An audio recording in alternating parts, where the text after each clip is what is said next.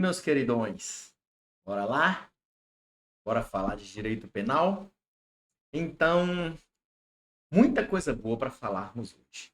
Eu sou o professor Patrick, coordenador do Lyon Concursos, o mais top das galáxias, e é um prazer e uma satisfação trabalhar aqui com vocês. Dando seguimento aqui ao estudo do direito penal, nós vamos dar aqui continuidade falando sobre os elementos do tipo penal.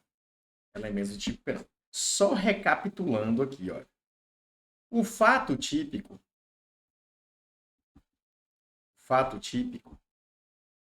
ele possui os seguintes elementos, olha. Ele é composto pela conduta, resultado, nexo causal, e pela tipicidade. Nas aulas passadas, nós falamos sobre fato típico, falamos até sobre tipicidade. Hoje, falamos sobre conduta, né? Falamos sobre fato típico. Na aula passada, nós falamos sobre conduta, falamos sobre tipicidade. Hoje eu vou dar uma ênfase aqui sobre o nexo causal e também falar um pouco sobre resultado. Então, bora lá. Bora lá, então, destrinchar essa braba. Direito penal, matéria gostosa, uma matéria agradável. E só vai dar nós. Muita coisa boa para dizer. Então, aqui, olha. Nós já vimos lá as teorias sobre conduta. Se você não assistiu à aula passada, peço que dê uma olhada. Então, aqui, ó, ação ou omissão voluntária. Conduta é um comportamento humano. Olha aqui, professor. Conduta é um comportamento humano dirigido a um fim. Beleza? Então, quando se fala que a conduta é um comportamento humano dirigido a um fim, nós estamos falando também de omissão. E estamos falando também de crime culposo. E hoje nós vamos destrinchar isso aqui. Então, atualmente, a teoria adotada pelo Código Penal é o finalismo. Desenvolvida, não foi criada, foi desenvolvida pelo professor Welser. Bom, então bora lá. Então, falei aqui um pouco sobre conduta. Para aprofundar nisso aqui, eu peço que você volte nas aulas anteriores. Nós temos aqui o resultado. Ó. Resultado é a alteração no mundo exterior. Nem sempre é necessário que, para ter o resultado, haja alteração no mundo anterior. No mundo exterior. Por quê? Porque existem os chamados crimes formais. Por exemplo, nós temos ali a extorsão. A extorsão é um crime formal. Mesmo que a pessoa, a vítima, não entregue o valor, o bem a ser extorquido, a extorsão ela já se consumou, é um crime formal. Tem também a ameaça e por aí vai. Bom? Então aqui, conduta, resultado. Olha os exemplos clássicos aqui dos delitos formais. Nós temos aqui, então, a extorsão mediante sequestro. O crime se consuma com um sequestro para exigir vantagem. Mesmo que o resgate não seja pago. É um crime formal. Olha o que o tipo penal diz. Sequestrar pessoa com o fim de obter para si ou para outrem qualquer vantagem como condição do preço do resgate. Ó, para sequestrar a pessoa com o fim de obter. Basta essa finalidade aqui. Não precisa necessariamente que o preço do resgate seja pago. Então, estamos aqui diante de um crime formal. Ele não precisa necessariamente de uma alteração no mundo exterior. Assim como acontece, por exemplo, na lesão corporal, no homicídio. Então, olha outro exemplo aqui, a ameaça. Artigo 147 do CP. Consumado no momento em que a vítima toma conhecimento da ameaça, ainda que ele não cumpra aquela ameaça. Ou ameaçar alguém por palavra, escrita ou gesto, ou qualquer outro meio simbólico de causar mal injusto ou grave. Então, pode ser por palavra, a pessoa chegar para outra e falar, ó, você vai me pagar, vou te matar. Ou pode ser por escrita, a pessoa vai lá e escreve, vou te matar. Ou por gesto, ó, lá fora você vai me pagar, ó, gesto, passa na porta da casa da pessoa, fazer esse sinal de matar. Então, são crimes formais. Então, nós temos aqui agora, vamos falar sobre o nexo causal. O nexo causal. O nexo causal é a ligação, é o elo entre conduta e resultado. Então, aqui, olha, A dispara contra B. B vem a óbito. Qual que é o nexo causal aqui? O disparo. O nexo causal é como se fosse uma ponte que liga a conduta ao resultado. Nexo causal é como se fosse uma ponte que liga a conduta ao resultado. Nas palavras do brilhante professor Mirabete. Então, aqui, olha. Exemplo. João dispara contra Pedro. Pedro é socorrido. Olha esse exemplo. Bom, vamos tratar agora de um assunto muito louco que parece coisa de filme. Ó. Exemplo aqui, ó, do nexo causal. João, nosso querido João, ele vai lá e dispara contra Pedro. Contra Pedro. Mas Pedro é socorrido. Pedro é levado para o hospital, é socorrido.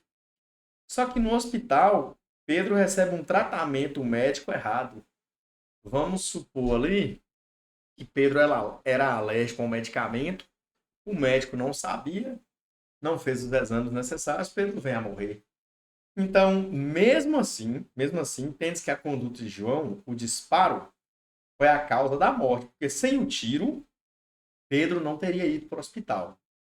Então, aqui, ó, você já sabe que a tipicidade é a adequação da conduta ao tipo penal. Então, vamos por parte. Daqui a pouco, nós vamos detalhar o nexo causal. Mas deixa eu comentar um pouco aqui, antes de falar da tipicidade, deixa eu falar mais sobre esse nexo causal. Nesse exemplo, em que João dispara contra Pedro e Pedro é socorrido, vai para o hospital, recebe um tratamento errado e morre, nós vamos ter aqui duas vertentes para analisar. Primeiro, a conduta de Pedro.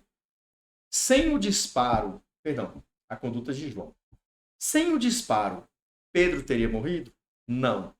Então, aqui a causa foi relacionada pelo disparo.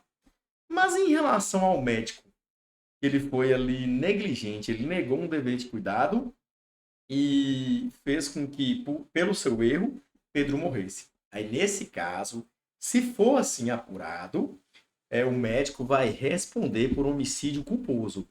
E João vai responder por homicídio doloso. Então, aqui, então, essa é a primeira abordagem que nós temos a dizer sobre o nexo causal. Tipicidade. Na tipicidade, nós temos a adequação da conduta ao tipo penal previsto em lei. Nós já falamos isso em aula passada, eu só vou fazer um breve relato aqui. Então, olha, João subtrai o celular de Maria sem violência. Conduta praticada. Subtrair coisa móvel. Tipo penal correspondente, artigo 155, furto. Esse artigo ele fala assim, ó.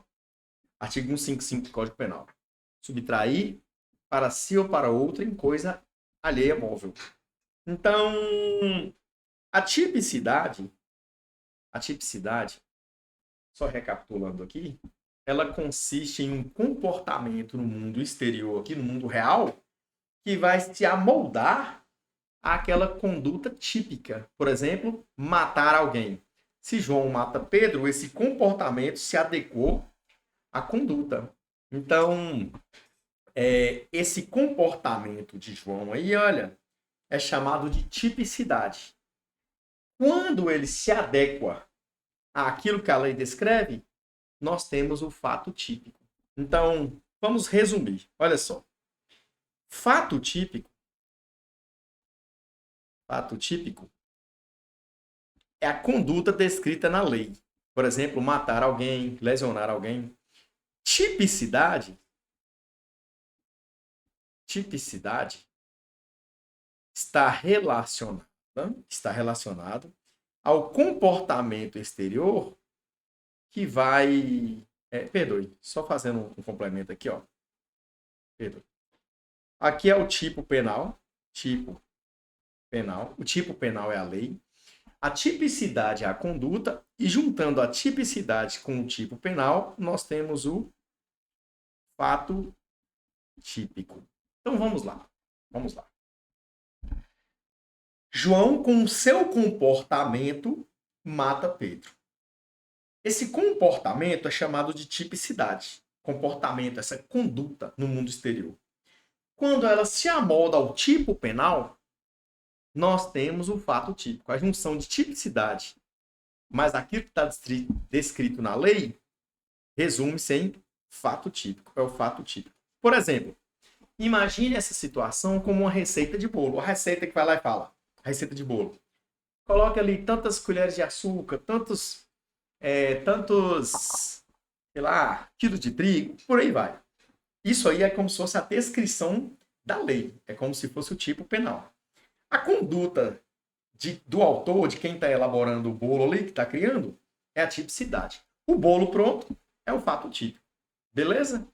Então, o professor Rogério Greco ele dá o seguinte exemplo de uma professora que coloca crianças para brincar de preencher fórmulas. Imagina ali que ela dá um formato de um triângulo para uma criança, um quadrado para outra. Essa forma é o tipo penal.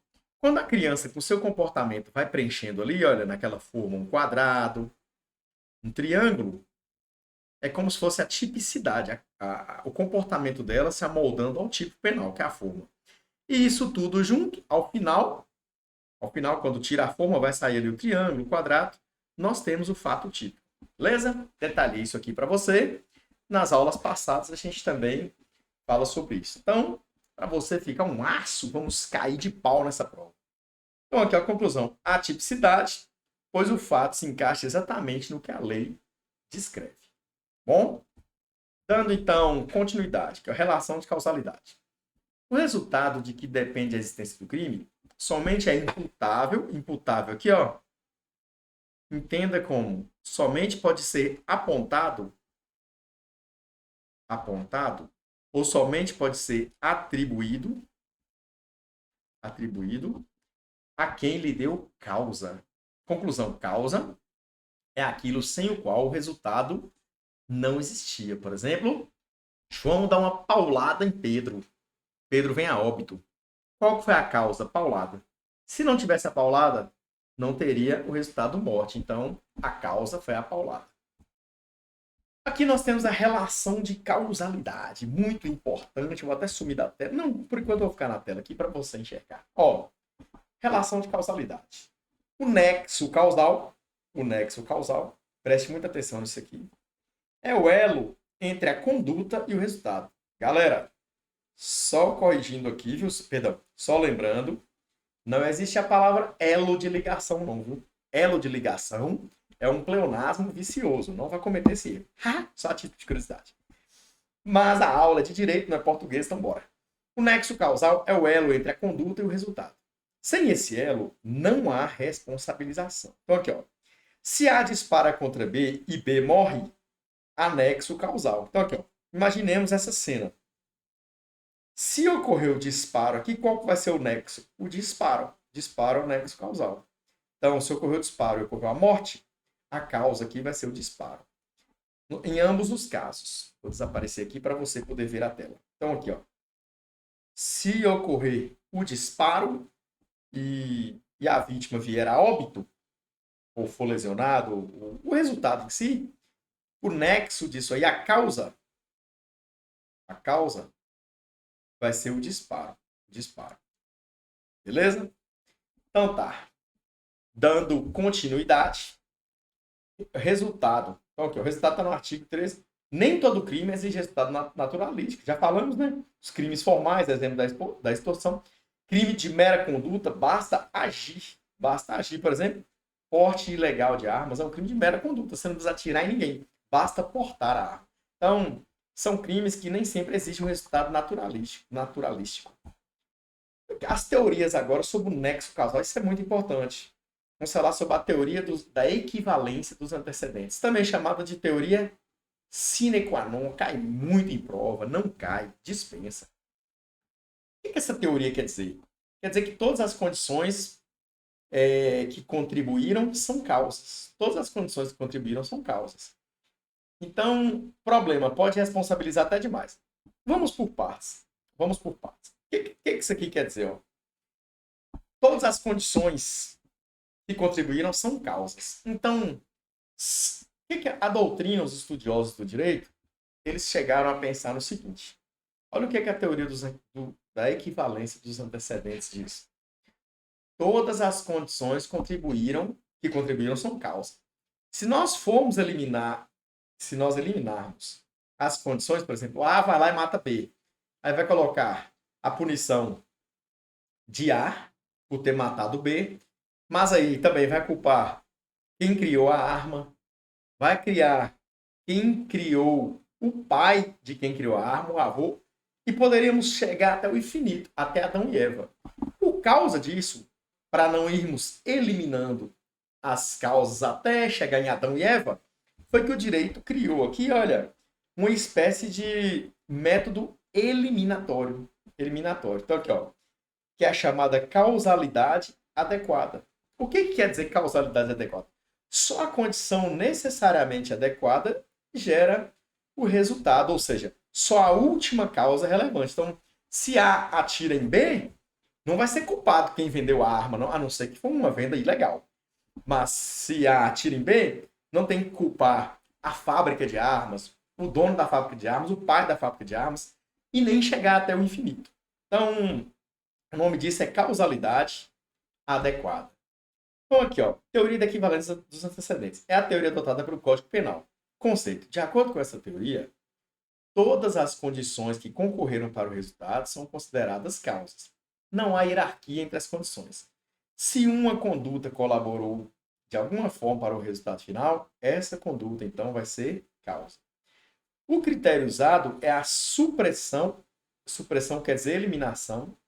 Supressão hipotética. Por exemplo, imagina-se a eliminação da conduta. Se, ao retirar aquela ação mentalmente, o resultado deixaria de existir. Então, a conduta é considerada causa. Por exemplo, vamos exemplificar aqui. A atira em B. Se mentalmente eu retirar o tiro, B vai continuar morto? Não. Então, esse tiro é causa. Outro exemplo. A atropela B. B vem a óbito. Se retirarmos o atropelamento, B continuaria em óbito? Não. Então, esse atropelamento é causa. É isso que essa afirmação aqui quer dizer. Então, aqui, olha, exemplo prático. João atira em Pedro, Pedro é socorrido, mas no hospital o médico erra no atendimento e Pedro morre. Pela teoria da equivalência dos antecedentes. Aquela teoria que pode regredir até o infinito. Ó. Tanto o tiro de João quanto o erro médico são considerados causas da morte, porque ambos contribuíram para o resultado. Crítica. Essa teoria é acusada de ser ampla demais, é o que nós já falamos. Porque pode considerar como causa até situações muito remotas ou improváveis, ou seja, poderia chegar até Adão e Eva. Por isso, a doutrina e a jurisprudência aplicam correções como a análise de relevância jurídica e a imputação objetiva. Nós vamos falar sobre isso. Então, aqui, ó, causalidade adequada. Isso aqui é um freio, é um limite a essa teoria da equivalência aqui, para não regredir até o infinito. Para não regredir até o infinito. Então, olha só, causalidade adequada. João dá um empurrão leve em Pedro. Pedro cai, bate a cabeça no meio-fio e morre. Ei, mas hoje nós já falamos de morte. Essa aula tá sanguinária. Pela equivalência dos antecedentes. O empurrão é causa, mesmo que incomum. Pela causalidade adequada. Talvez não seja causa, porque o empurrão normalmente não gera morte. Conclusão. A teoria da causalidade adequada filtra as condições, selecionando apenas as causas adequadas, com possibilidade de gerar o resultado. Aqui, ó. Teoria da causalidade direta ou imediata. Ideia central. Ideia central. Só é relevante a última... Aqui, isso é muito importante. Muito importante. Só é relevante para a causa, né?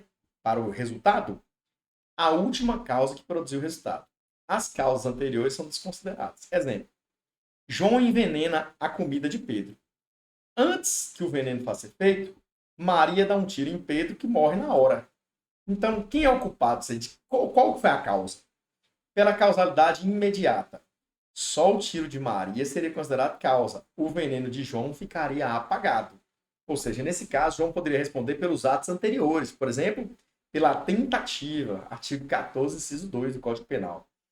Essa teoria é criticada porque ignora causas anteriores que também poderiam ser relevantes. Então, é o que eu falei. Segundo essa teoria, só o tiro de Maria que geraria o resultado. Mas não puniria João pela tentativa. Ainda é falha. Então, aqui, ó, regressão em busca da causa. Método de voltar passo a passo até chegar às condições que levaram ao resultado. Então, essa regressão vem corrigir isso aqui, ó. Vem corrigir essa causalidade direta. Então, ó, morte do paciente por erro médico. Tiro que causou ferimento. Disparo de ar, que é o resultado em si. Como que nós vamos resolver isso aqui? Nós vamos resolver, ó. Então, primeiramente, ó, a morte do paciente em decorrência de um erro médico e de um tiro que ocasionou o ferimento. Como é que ocasionou o ferimento? Através do disparo de ar. Então, como é que a gente vai resolver isso aqui? A culpa é de quem? Na verdade, quem é o responsável? Aqui, ó. Vamos usar o processo hipotético de eliminação de Tirren. Tirren era um médico. Então, aqui, ó, teste. Se eliminarmos mentalmente a conduta, o resultado ainda aconteceria? Se a resposta for não, essa conduta é causa. Se sim, essa conduta não é causa. Pô, professor, eu não entendi nada. Calma, vamos voltar lá. Aqui, ó. A vai lá e atira em B. B vai para o hospital e morre por erro médico. Morre por erro médico. Médico. Vamos lá, então. Vamos entender o que essa teoria aqui está dizendo. Ó. Se retirarmos o tiro, o disparo aqui, ó. Se retirarmos o disparo de A em B, teria acontecido o erro médico? Não. Então, o disparo seria causa. Tá bom? Seria causa. Mas e se não tivesse o erro médico? Se não tivesse aqui o erro médico. Então, aqui, ó, se não tivesse o erro médico. Erro médico. Suponhamos que João sobreviveria. Então, A iria responder pela tentativa. Então, a ideia desse método eliminatório de Tirren é você pensar assim, velho, sem essa conduta teria resultado? Se a resposta for, aqui, olha o que está falando, se a resposta for, aqui, ó, se a resposta for sim, beleza? Então, se essa conduta não é a causa. Se a resposta for não, essa conduta ela é a causa. De novo, vamos recapitular para não fazer confusão.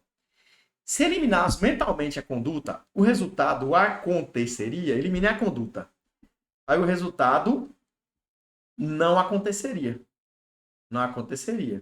Então essa conduta ela é causa, beleza? Essa conduta é causa. De novo, se eliminarmos mentalmente a conduta, o resultado aconteceria? Se eliminar a conduta e ainda assim o resultado aconteceria, essa conduta não é causa. Beleza? Agora ficou bem claro, né? Então aqui, ó, A dispara em B. Aqui é o disparo. A conduta é o disparo. Vamos eliminar então a conduta. Eliminamos a conduta, beleza? Eliminamos a conduta e o resultado não aconteceu mais. Então, essa conduta é a causa. Mas aí eliminamos a conduta, mas ainda assim o resultado aconteceu. Por exemplo, suponhamos que B estava envenenado antes e morreu em decorrência do veneno. Então, essa conduta do disparo, ela não é causa. B, então, responderia só pela tentativa. Entendeu? É isso aí. Volte esse vídeo, se necessário. Volte a explicação, se necessário. Mas não tem erro, não. Aí é só você entender isso aí e voar abaixo nas provas. Cai muito no concurso isso aqui. Então, aqui, ó. Vamos detalhar. Processo hipotético de eliminação de Tirren. Olha só. João acerta uma paulada em Pedro aqui, ó. Tá? João e aqui em Pedro. Em Pedro, com intenção de matar. Primeira hipótese. Pedro morre em decorrência da paulada. Segunda hipótese. Pedro recebe a paulada, porém morre em decorrência de uma intoxicação causada por um alimento estragado, ingerido antes em um bar. Então, primeiro caso. Pedro morreu por causa da paulada. Se eliminarmos mentalmente a conduta, o resultado morte aconteceu, ou seja, se retirar a paulada se retirar a paulada, Pedro iria morrer? Se a resposta for não, é que essa conduta foi a causa. Então, retiramos a paulada, Pedro não vai morrer. A conduta, então, paulada é a causa da morte. Mas se retirarmos a conduta, a paulada, beleza? Tiramos a conduta, a paulada, e ainda assim, ocorre a morte. Então, essa conduta não é a causa da morte. Por exemplo, retiramos a paulada, mas Pedro morre ainda assim por envenenamento. Exemplo, envenenamento. Aqui, ó, intoxicação. Nesse segundo caso aqui, ainda assim vai continuar a morte. Então, a conduta, a paulada, ela não é a causa da morte. No primeiro caso, se retirarmos a paulada vai ser a causa da morte, porque aí a vítima não iria morrer. É isso, não tem erro. Aprendeu isso aí, é sair pro abraço, pode comprar uma picanha, chamar o professor Patrick para fazer uma farra, tá bom? Então, pela milésima vez, para não ficar dúvida nenhuma, vamos recapitular isso aqui. Você retirou mentalmente aquela possível causa, aquela conduta. Você retirou mentalmente a conduta. Quando você retirou a conduta, o delito não ocorreu, o resultado não ocorreu, é porque essa conduta foi a causa. João dá uma paulada em Pedro. Pedro morre em decorrência da paulada. Retiramos a paulada, Pedro morre? Não. Então a paulada, que é uma conduta, é a causa do resultado. Outra hipótese. João dá uma paulada em Pedro, mas Pedro morre em decorrência de intoxicação alimentar. Retiramos a paulada. Vai ocorrer o resultado? Vai continuar a ocorrer o resultado. Morte. Por quê? Porque a paulada, ela não foi a conduta causadora. Então, o resultado vai continuar ainda assim. Ele não é causa. João, nesse caso, responderia pela tentativa. E o resultado vai ser atribuído a outrem. Tá bom? Ou a outra causa. Tá bom?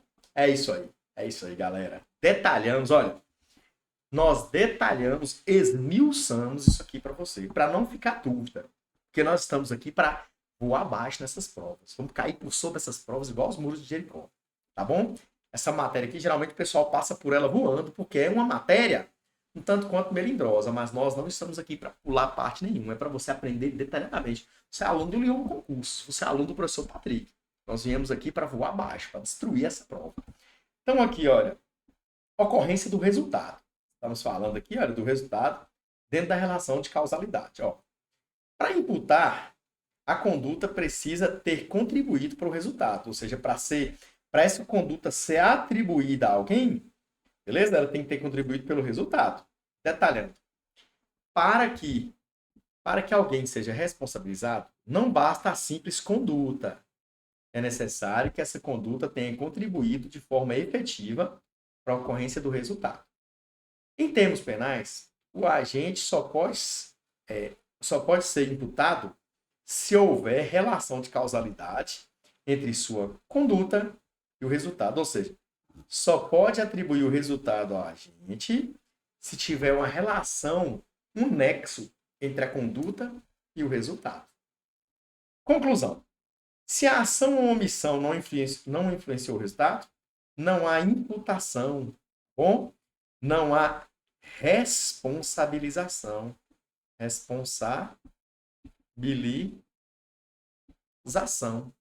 Não há responsabilização.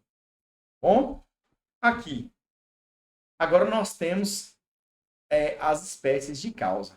Nós vamos falar aqui agora da causa absolutamente independente. O que quer dizer uma causa absolutamente independente? Existem causas que fogem totalmente daquele resultado. Por exemplo, João dispara contra Pedro, Pedro sai correndo e é atropelado e morto por um ônibus. Viu que o resultado morte aí ocorreu em decorrência de um fator, de uma causa que não tem nada a ver com aquela conduta? O atropelamento de um ônibus, o que tem a ver com o atropelamento com um tiro e o atropelamento de um ônibus? Vou dar um outro exemplo bem prático aqui. A gramática, às vezes, perdoe, é o hábito de ser professor de português. O professor Patrick também leciona português e direito. Então, olha só, a doutrina, ela dá exemplos bem interessantes. Ela fala assim, imagine que a pessoa leva um tiro, sai correndo e cai um raio na cabeça dela. Então, isso aí é uma causa superveniente, ou seja, que ocorreu depois aí do tiro, né? Por exemplo, digamos assim. E totalmente independente. Esse é um exemplo.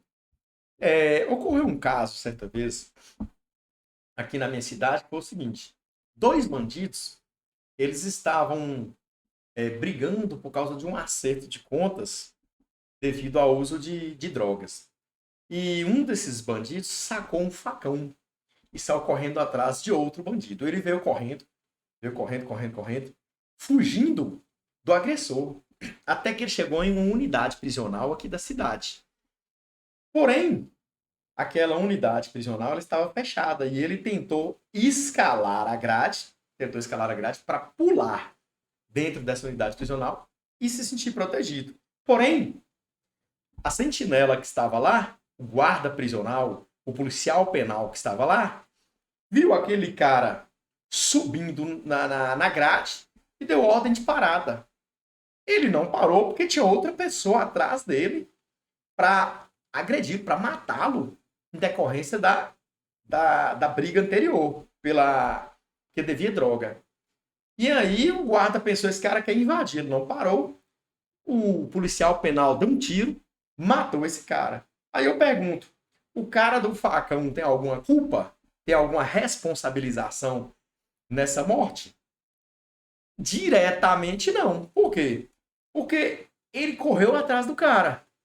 Mas a morte ocorreu por uma causa totalmente independente, que foi o tiro.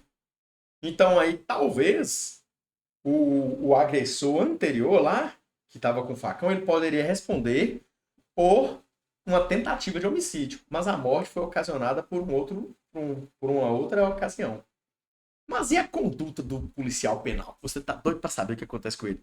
Nesse caso, pode ser que ele esteja amparado lá por uma excludente de culpabilidade, digamos assim, porque ocorreu aí, na verdade, um erro. Ele agiu com erro. Então, erro sobre os elementos do tipo. Então, podemos até sair fora dessa questão da culpabilidade e falar diretamente do erro em si. Então ele agiu de modo equivocado. Mas esse é assunto para uma outra aula. Culpabilidade, erro, a interseção desses dois assuntos ficam para outra aula. Mas bora lá explicar isso aqui. Uma causa absolutamente independente no direito é um evento que produz um resultado sem nenhuma ligação com a conduta do agente, seja ela anterior, simultânea ou posterior. Nessas situações, o nexo causal é rompido. O agente é responsável pelo resultado, mas o agente não é responsável pelo resultado, mas tão somente pelos atos que efetivamente praticou anteriormente, né? Não precisa nem falar anteriormente, tá? Falou, praticou, é que aconteceu. Então, aqui, ó. A vai lá e fere B levemente, mas B morre por um raio, é o exemplo da doutrina. Consequência, A, o agressor, responde apenas pela lesão levemente causada em B, pois não pode ser responsabilizado pela morte causada pelo raio. Aí aqui, nós temos a causa relativamente independente. Essa causa aqui já não rompe o nexo causal. É diferente dessa causa absolutamente independente. Aqui, ó. Não rompe o nexo causal. Uma causa relativamente independente, também chamada de concausa, porque é uma confluência, uma mistura de causas, é um evento posterior à conduta inicial do agente que contribui para o resultado, mas que não quebra o nexo causal, igual aconteceu aqui, olha, na causa absolutamente independente. Essa quebra o nexo causal. O resultado acontece por um motivo que não tem nada a ver com aquele relacionado à conduta, a conduta anterior do agente. Então, aqui, ó, ela não quebra o nexo causal e, portanto, não exclui a imputação, não exclui a responsabilização. Responsabilização ao agente se o resultado for previsível. Ao contrário das causas absolutamente independentes, ela se entrelaça, ou seja, a causa relativamente independente, se entrelaça com a causa inicial do agente, conjugando-se para produzir o evento final, ou seja, ela não impede o resultado. Então, aqui, ó, A A fere B que morre por negligência médica. Então, essa aqui é uma causa relativamente independente. Mas A vai responder do mesmo jeito. Consequência. A responde pela morte causada em B, por homicídio doloso, e o médico negligente pode vir a responder por homicídio culposo. Então, embora essa causa relativamente independente tenha interferido no resultado, ela não exime o autor da sua responsabilização. Beleza? É isso aí, galera. É isso aí. Aí nós temos aqui a omissão como causa. Omissão como causa. A omissão pode ser causa quando havia dever de agir, né? Quando uma pessoa tinha o dever de agir ali. Por exemplo, a mãe que não alimenta o filho responde por homicídio doloso. Omissão como causa.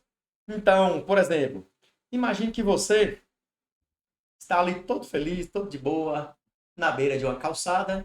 Aparece uma velhinha e fala assim: pô, você podia me ajudar a atravessar a rua?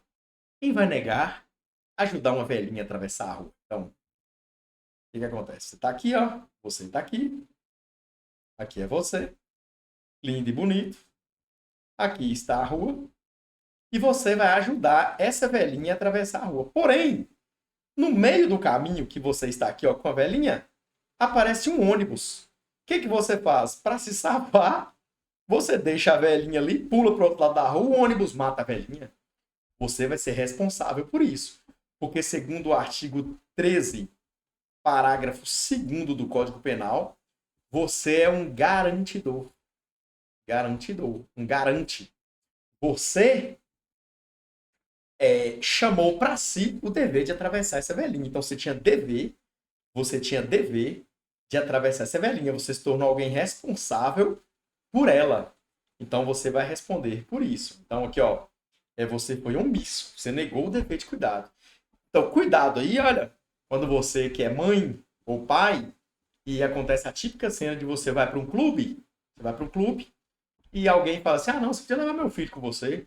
Não caia nessa. Porque se acontecer alguma coisa com essa criança lá, você é responsável. Você se tornou um garantidor disso aí. Direito penal e cultura. Bora lá. Então aqui, ó, acabei de dar o exemplo do garantidor. Quem tem o dever jurídico de agir, ó, pela lei. O dever acontece pelo fato de a pessoa que, ó, com seu comportamento anterior, por exemplo, você assume a responsabilidade. Deu o exemplo da babá. Por ingerência, quem cria o risco de impedir o resultado. Então, aqui, ó, João causa um incêndio que se alastra pela vizinhança e pode matar alguém. João, então, tem o dever de conter esse incêndio, porque com o comportamento dele, a ingerência anterior, ele causou o resultado. Então, aqui, ó, crimes omissivos por comissão. Comissão quer dizer ação, viu, galera? Não é aquela comissão ali, pô, vende uma casa, vou ganhar uma comissão em cima disso. Não. Comissão é ação. O crime omissivo, ele é chamado de comissivo, omissivo, ou seja, significa uma ação por omissão. Então, aqui, a omissão é tratada como se fosse uma ação causadora do resultado. Não fazer também é fazer. Isso fez lembrar de uma música da Marília Mendonça que fala que não mandar mensagem também é mensagem. Não fazer também é fazer. Ó. A omissão é tratada como se fosse uma ação causadora do resultado. Então, aqui nós temos a teoria da imputação objetiva. Vamos falar da teoria da imputação objetiva agora. Ela corrige os excessos da teoria da equivalência. Só há imputação, ou seja, só há responsabilização,